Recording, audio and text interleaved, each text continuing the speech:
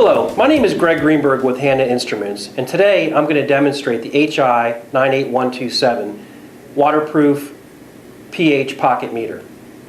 When you receive your instrument, it's going to come in a box that looks exactly like this. What's inside the box? Number one is the meter. Number two, calibration certificate. Number three, the electrode removal tool. And number four, and most importantly, the directions. Next, I'd like to show you some unique features of the 98127. First of all, it has an easy-to-read large LCD display. Simple 2-button operation. And one of my favorite features is the removable electrode. Now when I open up the meter, you're going to see two individual probes. Number one is the exposed temperature sensor, and number two is the pH electrode itself. With the tool that comes in the box, you're simply going to take the tool, you see the two notches, and it's an easy turn and twist operation. I'm going to turn, twist, take the other end of the tool, and again, simply pull the electrode out of the meter. When I have my replaceable electrode, or replacement, I'm going to take my replacement and I'm simply going to put it back in the way it came out, turn and twist, lock it in place. Now let's turn the meter on. I'm simply going to push the mode button to turn the meter on, and the first thing I'm going to see is the battery indication level, which will tell me if the battery is fully charged. Next, we're going to see the pH reading, the temperature, and the stability indicator, which is a little clock that will go away when the meter is stabilized. Next, let's talk about calibration. Once I remove the meter from the box, it's very important to condition the electrode first. So what I'm going to do is I'm going to simply take the meter and I'm going to put it into a storage solution. In this case, it's Hanna Instruments HI98127. If you don't have a storage solution on hand, that's okay. You can use a buffer.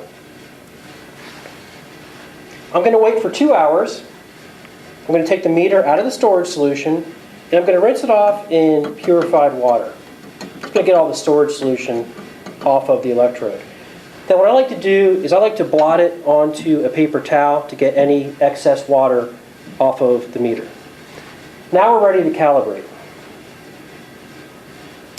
I'm going to turn the meter on, put it back into its measurement mode, and then what I'm going to do is I'm going to hold the mode button down for 3 seconds until it gets into calibration mode.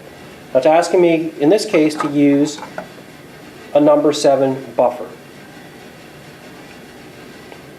Now it's recording. The meter is now done recording at number 7. So I'm going to rinse it off in water once again, get that buffer off. I'm going to put it into number 4 because that's what it's asking for. And now it's recording at number 4. Okay, we're ready to use our meter.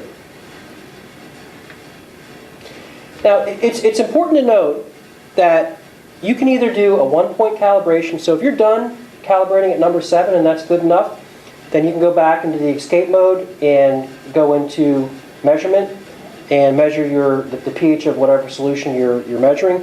Or if you want to do a 2-point, depends on whether or not you're measuring an acid or a base or preference, then you can go into number 4 or number 10. It doesn't really matter. So in this case, I'm going to turn the meter off, turn it back on, go into the measurement mode. My meter is now calibrated and ready for use. Next, I'd like to talk about some setup features. The 98127 has a few setup features that are important to talk about. When the meter is in the measurement mode, what I'm going to do is I'm going to hold down the mode button for 3 seconds, go past calibration, go to temperature. Now, if I want a Celsius reading or a Fahrenheit reading, I can simply change that setting with the set hold button. In this case, I'm going to go to Celsius. So when I do my temperature reading, I know that in the measurement mode, my reading is going to come out in Celsius. If I want to change my buffer set, I can toggle back and forth between 6.8 and 7. So in the case that I want 6.8 as my starting number, then I'm going to toggle on 6.8 with the set hold button, hit the mode button, and that's going to take me back into the measurement mode. I sincerely hope that you enjoyed my demonstration of the Hanna Instruments waterproof pocket pH meter.